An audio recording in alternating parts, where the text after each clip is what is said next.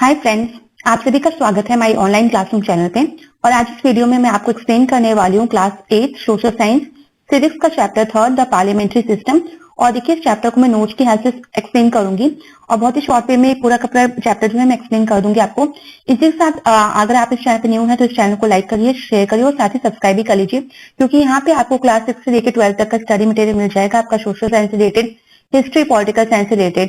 ठीक है, और देखिए साथ ही मैं आपको प्रोवाइड करती हूँ फ्लो चार्ट, चैप्टर के नोट्स, वीडियो एक्सप्लेनेशन भी होते हैं मेरे चैप्टर के एक एक टॉपिक को मैं एक्सप्लेन करती हूँ, और साथ ही वर्कशीट जहां मैं सारे इंपॉर्टेंट क्वेश्चंस को प्रोवाइड करती हूँ। इसके साथ ही एक चीज और, जब आप मेरे चैनल पे आते हैं तो प्लेलिस्ट पे भी आप जाओगे तो आपको अपने चैप्टर के हिसाब से, अपने चैप्टर के अकॉर्डिंग आपको प्लेलिस्ट मिल जाएंगी, तो वो भी आप एक बार देख लीजिएगा। तो चलिए स्टार्ट करते हैं। और देखिए चैप्टर का नाम है द पार्लियामेंट्री सिस्टम। देखिए डिफरेंट कंट्रीज जो होती हैं उनके वहां पे डिफरेंट सिस्टम्स होते हैं। ठीक है, प्रेसिडेंशियल सिस्टम होता है, सेमी प्रेसिडेंशियल सिस्टम होता है, इसी तरह से पार्लियामेंट्री सिस्टम होता है। और देखिए पार्लियामेंट्री सिस्टम ज्यादातर डेमोक्रेटिक कंट्रीज में ये इसको फॉलो करते हैं। इंडिया की बात करें तो इंडिया में पार्लियामेंट्री सिस्टम को फॉलो किया जाता है, और इस चैप्टर में भी हम पार्लियामेंट्री सिस्टम का पढ़ेंगे। ठीक है, इंट्रोडक्शन में सबसे पहले जान लेते हैं कि क्या है मेन कॉन्सेप्ट इस चैप्टर का। तो देखिए इस चैप्टर में हम अगर आपको याद होगा तो आपने काफी बार पढ़ा है कि जो लेजिस्लेचर होती है वो फ्रेम करती है लॉज, यानी जो लेजिस्लेचर है वो लॉज को बनाती है। उसके बाद जो एग्जीक्यूटिव है वो इम्प्लीमेंट्स द लॉज। ठीक है, यानी जो एग्जीक्यूटिव है वो पास करती है लॉज को, यानी लागू करती है लॉज को। ठीक है, इसके बाद देखिए जुडिशरी इंटरप्रेट्स देम।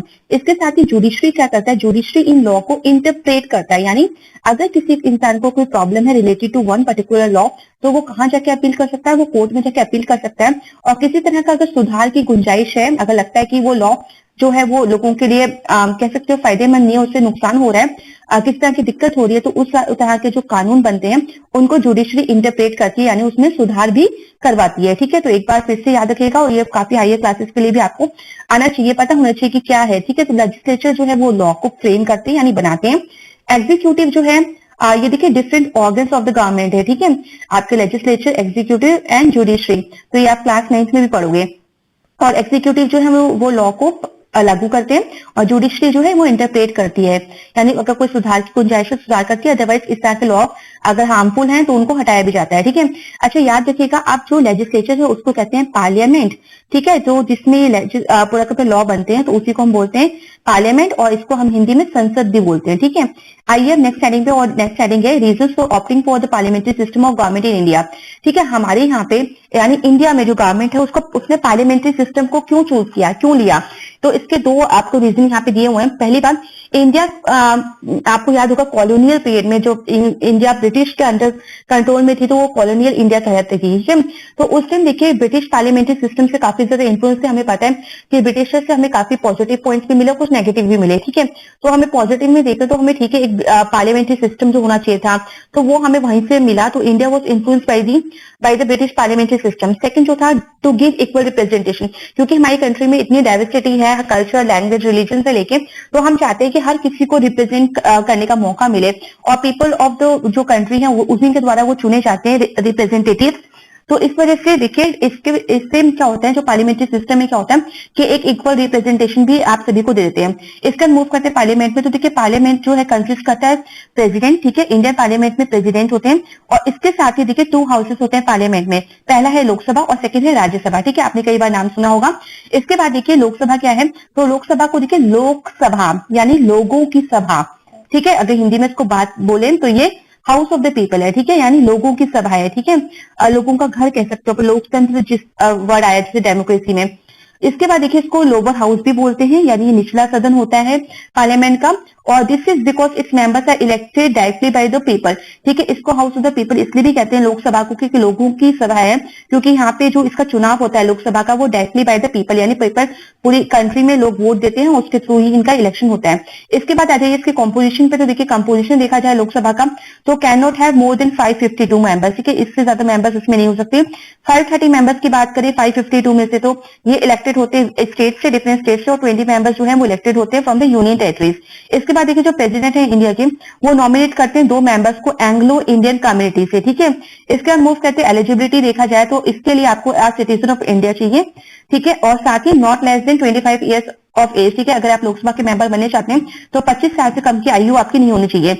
इसके साथ ही देखिए एलिजिबिलिटी तो हमें पता है, इसके साथ ही वो कौन सा कैंडिडेट हो सकता है जिसको डिस्क्वालीफाई कर सकते हैं, और अगर वो ये सारे पॉइंट्स उसके पास आ रहे हैं, ठीक है ना, तो वो डिस्क्वालीफाई भी हो सकता है, यानी उसको लोकसभा की मेंबरशिप नहीं मिल सकती। पहला, अगर वो कोई और प्रॉफिट मतलब किसी और जॉब पे है, किसी और ऑफिस को होल्ड कर रहा है गवर्नमेंट के, ठीक है, किसी भी एक स्टेट में, तो फिर वो लोकसभा का सदस्य नहीं बन सकता। अगर उसे बनना है तो पहले वो अपनी जिस ऑफिस या पोस्ट में है उससे वहां से रिजाइन करना पड़ेगा। Second, he is of an unsound mind, बिल्कुल अगर दिमागी रूप से वो मेंटली फिट नहीं है तो वो भी एलिजिबल नहीं है। इसके साथ ही देखिए, अगर उसने सिटीजनशिप किसी और कंट्री की ले ली है, ठीक है, तो वो भी इंसान जो है लोकसभा का मेंबरशिप नहीं मिलेगी उसको। टर्म देखिए तो लोकसभा के जो इलेक्शन होते हैं और जो आप अगर चुन भी जाते हो तो आप 5 ईयर्स के लिए वहां पे चुने होते हैं, ठीक है, जो मेंबर्स होते हैं लोकसभा के वो 5 ईयर्स के लिए होते हैं। इसके बाद देखिए प्रोसीजर फॉर इलेक्शन, किस तरह से इलेक्शन प्रोसेस जो है इंडिया में कंडक्ट होता है। तो देखिए जनरल इलेक्शन होते हैं, ठीक है, आपने पढ़ा भी होगा बाई इलेक्शन क्या होते हैं, मिड टर्म इलेक्शन क्या होते हैं, तो आपके ये और भी चैप्टर में टॉपिक दिए हुए हैं। तो देखिए जनरल इलेक्शन जो होते हैं वो लोकसभा के लिए होते हैं और इन कैंडिडेट्स को चुना जाता है और हर एक 5 साल में चुना जाता है। इसके साथ ही पूरी कंट्री को 543 कॉन्स्टिट्यूंसीज में बांट दिया जाता है। कॉन्स्टिट्यूंसी देखिए 1 मार्क का क्वेश्चन आराम से बन जाएगा। देखिए सारे इंपॉर्टेंट कंटेंट मैं आपको एक्सप्लेन कर रही हूँ और यहीं से आपके क्वेश्चन बनेंगे। एक जो कॉन्स्टिट्यूंसी क्या होती है, तो कॉन्स्टिट्यूंसी एक ज्योग्राफिकल एरिया होता है जहां पे जो मेंबर होता है पार्लियामेंट का, वहां से उसको एक सीट मिलती है और वहीं से वो चुनाव को लड़ता है और वहीं से वो अगर जीतता है तो हर एक कॉन्स्टिट्यूंसी से एक जो कैंडिडेट होता है वो वहां से विजेता होता है और वही बनता है मेंबर ऑफ पार्लियामेंट, ठीक है। इसके बाद देखिए people cast their vote through EVM. आज पहले के टाइम पे देखा तो सीक्रेट बैलेट होते थे, बट आज के टाइम पे देखे तो इलेक्ट्रॉनिक वोटिंग मशीन होती हैं जिसमें सारे कैंडिडेट आप कह सकते हो पॉलिटिकल पार्टीज, उनके सिंबल्स मेंशन होते हैं और लोग वहां जाके बटन को प्रेस करते हैं कैंडिडेट और पॉलिटिकल पार्टीज और जो सिंबल्स होते हैं उनके आगे फ्रंट में, और उस तरह से अपने वोट को कास्ट करते हैं। इसके बाद देखिए एक चीज और, इलेक्शन जो होते हैं इंडिया में वो फॉलो करते हैं एफपीटीपी सिस्टम, यानी first past the post system, ठीक है। और इसमें याद रखिएगा ये जो सिस्टम है आप क्लास 11th में भी इसके बारे में काफी डीप में पढ़ेंगे अगर आप ह्यूमैनिटीज यानी पॉलिटिकल साइंस लेंगे उसमें तो। और इसको याद रखिएगा एफपीटीपी को first pass the post system, साथ ही इसको प्लूरैलिटी सिस्टम भी बोलते हैं। इसमें क्या होता है देखिए, जिस लोकसभा में इस इलेक्शन को सिस्टम को फॉलो किया जाता है, जिसको सबसे ज्यादा वोट्स मिलते हैं यानी जिस पॉलिटिकल पार्टी को सबसे ज्यादा वोट्स मिलते हैं दूसरों के कंपेरिजन, तो उसको वही विजेता हो जाता है, यानी वही first pass the post system में ये लागू हो गया और वो विजेता बन जाता है यानी विनर बन जाता है। और चाहे किसी और पॉलिटिकल पार्टी से उसका बिल्कुल एक वोट भी ज्यादा हो तो वही उसी की पॉलिटिकल पार्टी जो जीतती है वो गवर्नमेंट को बनाती है। जिस तरह से रेस में जब लोग दौड़ते हैं, जो पार्टिसिपेट करते हैं, दौड़ते हैं और जो सबसे पहले क्रॉसिंग लाइन जो होता है, विनिंग लाइन जो पार कर लेता है वही विजेता होता है, ठीक है, चाहे बिल्कुल कितना भी डिस्टेंस रह गया हो दूसरे कैंडिडेट से। तो यहाँ भी यही है कि first pass the post system, यानी जिसने सबसे ज्यादा जिसको वोट मिले दूसरों कंपेरिजन, वो यहाँ पे जीत जाता है और अपनी गवर्नमेंट बनाता है और रूल करता है कंट्री में। स्पीकर देखिए आप, नेक्स्ट है जो स्पीकर है, अगर लोकसभा का देखा जाए तो इसको the members of parliament elect the presiding officer, जो मेंबर्स होते हैं पार्लियामेंट की वही प्रिसाइडिंग ऑफिसर को चूज करते हैं, ठीक है। और इसको बोलते हैं स्पीकर ऑफ द लोकसभा, इसको प्रिसाइडिंग ऑफिसर भी बोलते हैं, स्पीकर ऑफ द लोकसभा भी बोलते हैं। और ये जो कैंडिडेट जहाँ पे पार्लियामेंट के मेंबर्स होते हैं उन्हीं में से एक उनको चुना जाता है, ठीक है, वो यानी पहले वो लोकसभा का सदस्य भी होता है। इसके बाद speaker chosen from the ruling party, ठीक है। अच्छा, जो स्पीकर होता है वो रूलिंग पार्टी के द्वारा चुना जाता है। He is expected to act in an impartial manner, ठीक है, और उससे उम्मीद भी की जाती है कि वो इम्पार्शियल मैनर में अपने काम को करे। इसके बाद देखिए स्पीकर जो है उसका काम क्या है, वो सुपरवाइज करता है पूरी की पूरी प्रोसीडिंग्स जो होती है पार्लियामेंट की और मेंटेन करता है ऑर्डर इन द हाउस, यानी लॉ एंड ऑर्डर को पूरा मेंटेन करके रखता है। राज्यसभा देखिए अब आते हैं, राज्यसभा से तो काउंसिल ऑफ स्टेट्स या तो राज्यसभा है, ठीक है, इसको हम दो नाम से बोल सकते हैं, the council of states Rajya Sabha, ये अपर हाउस भी होता है और पार्लियामेंट इसको परमानेंट हाउस भी बोलते हैं, ठीक है। इसके बाद देखिए 250 मेंबर्स जो होते हैं वो राज्यसभा में होते हैं और आउट ऑफ विच 238 मेंबर्स देखे तो वो स्टेट्स और यूटीज से आते हैं। वाइस प्रेसिडेंट जो होते हैं वो यहाँ के प्रिसाइडिंग ऑफिसर यानी चेयरमैन होते हैं राज्यसभा के। एलिजिबिलिटी देख ले राज्यसभा के लिए तो एक सिटीजन होना चाहिए इंडिया का, 30 ईयर्स से कम एज नहीं होनी चाहिए। लोकसभा में आपको याद होगा 25 ईयर्स, यहाँ पे 30 ईयर्स। अच्छा, कौन सा कैंडिडेट डिस्क्वालीफाई हो सकता है, देखिए वही वाले पॉइंट से सेम है यहाँ पे कि अगर कहीं किसी और ऑफिस में है, वो किसी और गवर्नमेंट जॉब में, तो उसको पहले वहां से रिजाइन करना पड़ेगा। मेंटली अनफिट है तो नहीं, और किसी और कंट्री की सिटीजनशिप ले रखी है तो उसको वो अलाउ नहीं है, ठीक है। यहाँ पे टर्म देख ले तो राज्यसभा का जो टर्म है वो 6 ईयर्स का होता है, यानी 6 साल के लिए यहाँ पे इलेक्शन के थ्रू लोगों को चुना जाता है।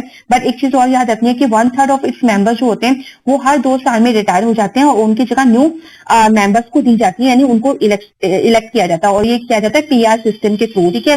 जैसे मैंने आपको एफपीटीपी सिस्टम बताया था, पीआर मतलब प्रोपोर्शनल रिप्रेजेंटेशन, ये आप क्लास 11th में पढ़ोगे इसके बारे में। It is also known as permanent house, ठीक है, ये कभी डिसॉल्व नहीं होता है, इस वजह से इसको परमानेंट हाउस बोलते हैं, क्योंकि हर 2 साल बाद आप देख सकते हो 1/3 मेंबर जैसे रिटायर होते हैं तो वो 1/3 मेंबर्स की सीट फिर से फुल हो जाती है। तो एक साथ पूरा का पूरा इलेक्शन इनके लिए, इनकी सीट्स को फुल करने के लिए नहीं कराया जाता, बल्कि जितनी सीटें 2 या 3 4 सीटें जितनी खाली होती हैं उन्हीं को फिल कराने के। तो इस तरह से ये जो सदन है आपका हमेशा ही भरा रहता है, इसमें कभी ऐसा नहीं है कि ये पूरा का पूरा डिसॉल्व होता है, ठीक है। तो इसको परमानेंट हाउस भी बोलते हैं, ये याद रखिएगा। और इस तरह से लोकसभा को आप टेम्परेरी हाउस भी बोल सकते हैं। इसके बाद आते हैं parliamentary, the parliament in session, ठीक है, पार्लियामेंट किस तरह से काम करता है। तो देखिए, period during the house meets to conduct its business is called a session. सबसे पहली बात सेशन किसे कहते हैं, जो वो पीरियड जिसमें हाउस जो है अपनी मीटिंग को कंडक्ट कराता है इंपॉर्टेंट बिजनेस को डिस्कशन करने के लिए, तो उसको हम सेशन बोलते हैं। प्रेसिडेंट जो है समन ईच हाउस, ठीक है, जो प्रेसिडेंट है वो दोनों हाउस को बुला सकता है समन के द्वारा, मतलब कह सकते हो आप उसको बोल सकता है कि आइए और मीटिंग जो है अटेंड करिए, इस तरह के सेशन ऑर्गेनाइज करिए। इसका देखिए, parliament must meet at least twice a year, ठीक है, जो पार्लियामेंट है वो कम से कम ट्वाइस अ ईयर मिलनी चाहिए, और जो गैप है ना वो 6 महीने से ज्यादा नहीं होना चाहिए उनके मिलने में। अच्छा, अगर ऐसा कुछ होता है तो प्रेसिडेंट के पास पूरी पावर है कि वो समन आइदर हाउस, वो किसी भी एक हाउस को बुला सकता है, ठीक है, और दोनों को ही बुला सकता है। वो मीटिंग को डिसकंटिन्यू भी कर सकता है, साथ ही वो डिसॉल्व भी कर सकता है, people in consultation with the prime minister, ठीक है। Dissolve the house of the people, यानी लोकसभा जो है उसको वो डिसॉल्व भी कर सकता है, किसके कंसल्टेशन के बाद, प्राइम मिनिस्टर के बाद, ठीक है, उससे बातचीत करने के बाद वो इसको डिसॉल्व भी कर सकता है। इसके बाद देखिए functions of the parliament, functions क्या है पार्लियामेंट के, तो सबसे पहली बात न्यू लॉ यहाँ पे बनते हैं जो लेजिस्लेचर का वर्क था। फिर control over the executive, executive पे पूरा कंट्रोल किया जाता है। फाइनेंशियल कंट्रोल भी किया जाता है गवर्नमेंट के कंट्रोल पे, कि गवर्नमेंट किस तरह से फाइनेंशियल पैसे का लेन देन कर रही है, तो उस पर भी कंट्रोल होता है। और लास्ट है ऑर्गन ऑफ इन्फॉर्मेशन, आपको यहाँ से काफी सारी इन्फॉर्मेशन मिलती है, जो भी लॉ इंप्लीमेंट होते हैं, जो भी बनते हैं, तो उसके बारे में आपको बताया जाता है। तरह तरह की इन्फॉर्मेशन भी दी जाती है, किसी भी लॉ से रिलेटेड किसी भी तरह की बात हो, चाहे फॉरेन अफेयर्स हो, चाहे होम पॉलिसी हो, तो हर चीज के बारे में आपको इन्फॉर्मेशन यहाँ दी जाती है। इसके बाद है प्रोडक्शन ऑफ न्यू लॉज, किस तरह के न्यू लॉज जो है वहां पे प्रोड्यूस होते हैं। तो देखिए ये जो है law is first introduce in the form of a bill.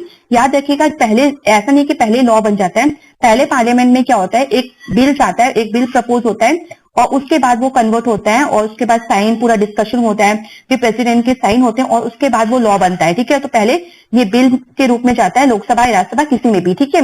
और याद रखिएगा, अब ये 3 तरह के बिल्स होते हैं, money bills, second ordinary bills, और थर्ड कॉन्स्टिट्यूशनल अमेंडमेंट बिल्स। नाम से समझ जाइए, देखिए मनी बिल्स जो है वो पैसों के लेन देन से होते हैं, और याद रखिएगा मनी बिल्स जो है वो पहले लोकसभा में प्रेजेंट किया जाता है, फिर प्रेसिडेंट के बाद प्रेसिडेंट जब उसमें बोलता है कि हाँ ये मनी बिल है, कि ऑर्डिनरी बिल है, कॉन्स्टिट्यूशन अमेंडमेंट बिल है, उसके बाद वो एक तरह से मनी बिल पूरा का पूरा अनाउंस कर दिया जाता है, और फिर उस पर आगे का पूरा डिस्कशन प्रोसेस जो है वो चलता है। तो मनी बिल्स मैंने जैसे बताया, पैसों से लेन देन से जो चीजें होती हैं वो पूरा का पूरा मनी बिल्स में होता है। ऑर्डिनरी बिल्स देखिए आम बिल जैसे होते हैं, किसी भी टॉपिक से रिलेटेड, कि कोई भी लॉ बनाना है तो उससे रिलेटेड जो बिल आते हैं जिसपे कानून बनेगा, उनको हम ऑर्डिनरी बिल्स बोलते हैं। इसके बाद देखिए आता है कॉन्स्टिट्यूशन अमेंडमेंट बिल्स, जो कॉन्स्टिट्यूशन में हमें कुछ अमेंडमेंट यानी कुछ सुधार करने हैं, तो उससे रिलेटेड जो होते हैं बिल्स जो प्रपोज होते हैं, और फिर जो वो कानून बनते हैं, तो उनको हम कॉन्स्टिट्यूशन अमेंडमेंट बिल्स बोलते हैं। फिर देखिए financial control over the government income, किस तरह से फाइनेंशियल कंट्रोल जो है गवर्नमेंट की इनकम पे करना है, तो पार्लियामेंट जो है इसके लिए पूरा काम करती है, कंट्रोल करती है, गवर्नमेंट की इनकम एक्सपेंडिचर का पूरा ध्यान रखती है, और ये करती है किसके थ्रू, ये करती है बजट के थ्रू, ठीक है। घर में भी अगर पूरा महीने का राशन लाना है तो हर चीज का बजट बनता है, तो इस तरह से गवर्नमेंट भी जो है, पार्लियामेंट भी जो है वो पूरी गवर्नमेंट के खर्चे, उनकी कमाई, सबका पूरा का पूरा बजट तैयार रखती है। The consolidated fund of India grants and contingency fund. इसके बाद देखिए बजट जो है आप कह सकते हो government places its annual financial statement और the budget before the parliament, ठीक है। पार्लियामेंट के सामने वो अपना पूरा एनुअल फाइनेंशियल स्टेटमेंट और बजट रख देते हैं कि इतना खर्चा, इतने पॉलिसी प्रोग्राम्स हम करेंगे, यहाँ पे रोड कंस्ट्रक्शन होगा, ये काम होगा, तो इसमें इतना इतना पैसा लगेगा। उसके बाद देखिए कंट्रोल ओवर दी एग्जीक्यूटिव, किस तरह के कंट्रोल जो है वो एग्जीक्यूटिव पे करा जाते हैं। तो पार्लियामेंट जो है वो कीप्स करती है check on the ministers and their work, तो पार्लियामेंट जो है पूरा अपनी नजर रखती है मिनिस्टर्स और उनके काम पे। इसके साथ ही देखिए members of the parliament have the right to question the ministers about the policies and programmes of the government. इसके साथ ही देखिए जो पार्लियामेंट के मेंबर्स होते हैं उन्हें पूरा अधिकार होता है कि वो क्वेश्चनिंग करें मिनिस्टर से about their policies and programmes of the government, की किस तरह की पॉलिसीज और प्रोग्राम्स हैं गवर्नमेंट के, किस तरह के आप काम कर रहे हो। तो एक इससे भी थोड़ा सा डर रहता है उनमें कि अच्छा काम करिए, नहीं तो फिर 5 साल बाद सरकार दे सकती है। ऑर्गन ऑफ इन्फॉर्मेशन देखिए, जो पहले ही बताया था कि ऑर्गन ऑफ इन्फॉर्मेशन होता है पार्लियामेंट, तो ये ऑर्गन ऑफ इन्फॉर्मेशन की तरह भी काम करती है। मेंबर्स जो होते हैं पार्लियामेंट के can call for any information except that which may threaten the security of the country. तो मेंबर्स जो होते हैं पार्लियामेंट के, वो किसी भी तरह की इन्फॉर्मेशन की बोल सकते हैं कि आप इस चीज की इन्फॉर्मेशन दीजिए, इस पर्टिकुलर टॉपिक पे इन्फॉर्मेशन दीजिए, एक्सेप्ट बट अगर कंट्री की सिक्योरिटी से लेकर कोई बात है तो वो इन्फॉर्मेशन आप नहीं मांग सकते और वो जो गवर्नमेंट है वो देगी भी नहीं, रूलिंग गवर्नमेंट, ठीक है। तो कुछ अधिकार उनके पास नहीं है। इसके बाद देखिए द प्रेसिडेंट का रोल देख लेते हैं। तो प्रेसिडेंट ऑफ इंडिया जो है हेड ऑफ द स्टेट होते हैं, यानी हेड ऑफ द कंट्री होते हैं। अच्छा, ये कैसे इलेक्टेड होते हैं? तो इलेक्टेड होते हैं इलेक्टोरल कॉलेज के द्वारा। आपको पता होगा कि प्राइम मिनिस्टर के लिए तो पूरा का पूरा डायरेक्ट इलेक्शन होते हैं, बट जब प्रेसिडेंट के चुनाव होते हैं तो ये इनडायरेक्ट इलेक्शन होते हैं, जिनको आपने चुन के भेजा है अपने कह सकते हो जो मेंबर्स ऑफ द पार्लियामेंट हैं, वही दोनों हाउसेस के जो मेंबर्स होते हैं, लेजिस्लेटिव असेंबलीज जो स्टेट्स और union territories Delhi and Puducherry के, तो वो जो है वो प्रेसिडेंट के इलेक्शन में वोट देते हैं। अच्छा, जो प्रेसिडेंट के इलेक्शन होते हैं वो 5 साल के लिए होते हैं और इसके बाद देखिए जो भी इंसान यहाँ पे बढ़ता है तो वो 5 साल के लिए होता है। बट अगर किसी तरह की प्रॉब्लम होती है, किसी तरह की मिसबिहेव है, किसी तरह के मिसयूज हो रहा है पावर का, तो फिर उनको आप कह सकते हैं रिमूव भी करते हैं उनकी पोस्ट से, जिसे हम इम्पीचमेंट बोलते हैं। इसके बाद एलिजिबिलिटी देखें तो एक प्रेसिडेंट होने के लिए आपको सिटीजन ऑफ इंडिया होना चाहिए, अब 35 ईयर्स जो है वो एज होनी चाहिए, ठीक है। इसके बाद देखिए इसके साथ ही देखिए अगर पॉइंट देख लें कि ऐसा क्या चीज है कि आपको ये चीजें नहीं फॉलो करनी चाहिए अगर आपको प्रेसिडेंट बना है। तो not holding any office of profit under the central state और लोकल गवर्नमेंट। तो आपको कोई ऐसी पोस्ट जो गवर्नमेंट की है जिस सेंट्रल स्टेट और लोकल गवर्नमेंट में, वो आपको होल्ड नहीं करनी है। सैलरी और अलाउंसेस देख लें तो प्रेसिडेंट की जो सैलरी है वो 5 लाख पर मंथ है और देखिए टाइम टू टाइम चेंजेस भी होते रहते हैं, ठीक है। इसके बाद देखिए पावर्स ऑफ द प्रेसिडेंट देख लें तो लेजिस्लेटिव पावर्स है, एग्जीक्यूटिव पावर्स है, इमरजेंसी पावर्स है, इसके साथ ही जुडिशियल पावर्स है, फाइनेंशियल पावर्स है, मिलिट्री पावर्स है और डिप्लोमेटिक पावर्स भी है, ठीक है। तो सबसे पहले आ जाते हैं लेजिस्लेटिव पावर्स में। तो बिल्कुल प्रेसिडेंट के पास पूरी पावर होती है कि वो सबमेन यानी ऑर्डर दे सकते हैं, बुला सकते हैं, सस्पेंड कर सकते हैं पार्लियामेंट को, ठीक है, बुला भी सकते हैं और सस्पेंड भी कर सकते हैं पार्लियामेंट को। और इनके साथ ही इनको पूरी पावर है कि वो लोकसभा को डिसॉल्व कर सकते हैं, ठीक है। इसके बाद देखिए एग्जीक्यूटिव पावर्स क्या होती है, जो प्रेसिडेंट है उसके बाद पूरी पावर होती है कि अपॉइंट करते हैं वो लीडर जो मेजोरिटी पार्टी जो जीतती है, यानी प्राइम मिनिस्टर का अपॉइंटमेंट कर सकते हैं, ये गवर्नर जो स्टेट्स होते हैं उनको अपॉइंट करते हैं, चीफ जस्टिस होते हैं, अदर जजेस जो होते हैं सुप्रीम कोर्ट और हाई कोर्ट को, उनको अपॉइंट करते हैं। इमरजेंसी पावर्स में देखिए तो जब बाहरी रूप से आप कह सकते हो किसी कंट्री द्वारा अटैक किया जाता है कंट्री में, या किसी भी स्टेट में कॉन्स्टिट्यूशन मशीनरी जो है वो काम अच्छे से नहीं कर रही है, कोई चीफ मिनिस्टर इस काम नहीं कर रहा है, विद्रोह बहुत हो रहा है, वहां पे फाइनेंशियल इंस्टेबिलिटी आ गई है, पैसों की दिक्कत हो गई कहीं भी, तो उस टाइम पे जो है प्रेसिडेंट इमरजेंसी पास का यूज करते हुए कुछ समय के लिए जो है इमरजेंसी पास लगा सकते हैं। और उसके बाद देखिए न्यू इलेक्शन भी कंडक्ट हो सकते हैं अगर कहीं कोई प्रॉब्लम है, तो इस तरह की चीजें होती हैं। और आप कह सकते हो कि इनके जो टेन्यूर जो होता है, ड्यूरेशन जो होता है, वो थोड़ा सा एक्सटेंड भी हो सकता है। इसके बाद देखिए जुडिशियल पास जो होता है, देखिए आपको पता होगा प्रेसिडेंट किसी को कोर्ट के द्वारा, सुप्रीम कोर्ट के द्वारा भी फांसी की सजा या मिली है या लाइफ इम्प्रिजनमेंट मिली है, तो उसके फैसलों में भी अगर अपील करते हैं और उनको लगता है प्रेसिडेंट को कि ठीक है इस तरह की सजा नहीं मिलनी चाहिए थी या कुछ भी उनको लगता है, तो वो थोड़ी सी छूट वहां पे दे सकते हैं, उसकी सजा कम कर सकते हैं, ठीक है। फाइनेंशियल पास में आप देखोगे कि जिस तरह के आप कह सकते हो कि फाइनेंशियल किसी तरह के क्राइसिस हो रहे हैं या कोई भी प्रॉब्लम हो रही है, तो उससे रिलेटेड जो बजट है, सैलरी कम करनी है या कट करनी है, तो ये सारी चीजें भी वो कर सकते हैं। इसके बाद देखिए मिलिट्री पावर्स में देखें तो आपको पता होगा कि जो प्रेसिडेंट होता है वो हेड होता है पूरे तीनों आर्मी के, कमांडर इन चीफ कह सकते हो आप। तो इस तरह से वो पूरी की पूरी ऑर्डर्स भी देते हैं कि अगर वॉर करना है तो अनाउंस करेंगे, वही ऑर्डर देंगे, और अगर शांति बरकरार करनी है, वॉर को खत्म करना है, तो वो भी वही उनके पास अधिकार है।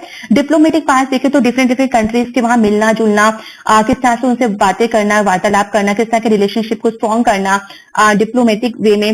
साथ ही देखिए एम्बेसडर्स जो होते हैं तो उनको भी अपॉइंट करना, तो ये सारे काम भी एक प्रेसिडेंट के होते हैं। इसके बाद देखिए प्राइम मिनिस्टर, ठीक है, तो मैं थोड़ा स्पेलिंग को करेक्ट कर दूं यहाँ पे, the prime minister and the council of ministers. तो हम प्राइम मिनिस्टर जो होते हैं वो head of the majority party होते हैं, हमेशा से पता ही बात।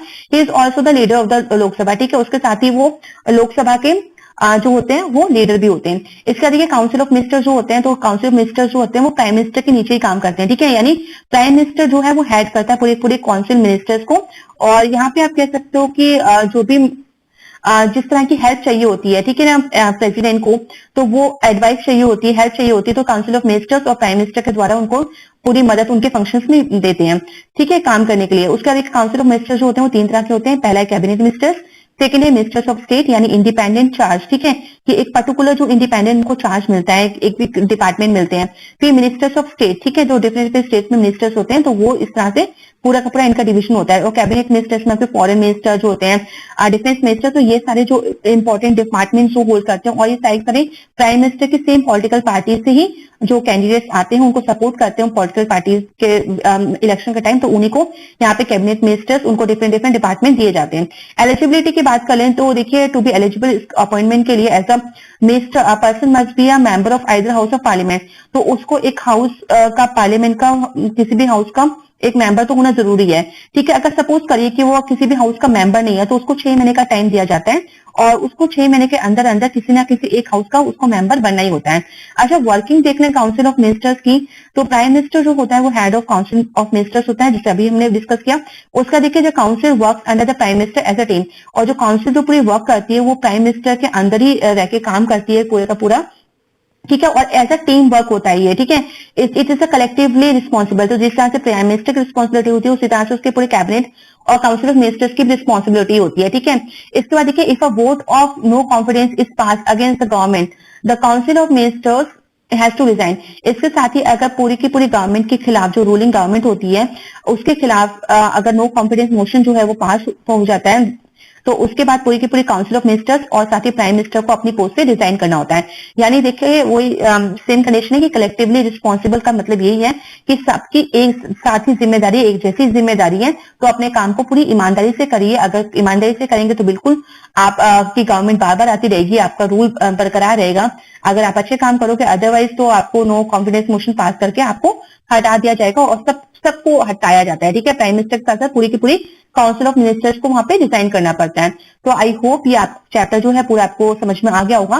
तो thank you everyone, and please like share subscribe this channel for more update.